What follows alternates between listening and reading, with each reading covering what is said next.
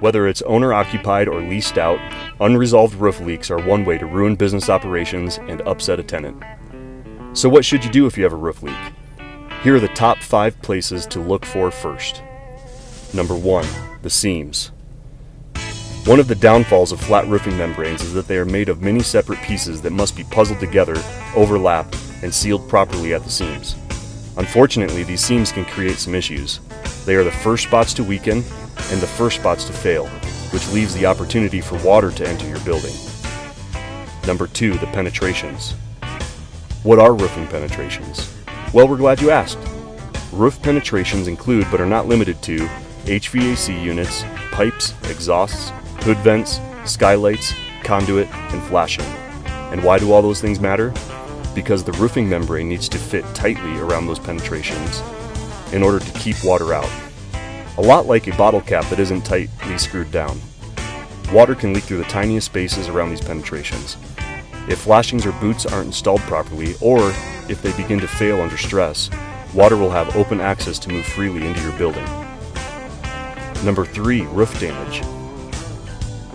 Mechanical damage, like punctures or tears to a roofing membrane, can be the result of external forces like a downed tree and hail, or a third-party damage from another contractor working on top of the roof. Regardless of the source of that leak, once damage has occurred, it's important to locate and fix that damage as soon as possible.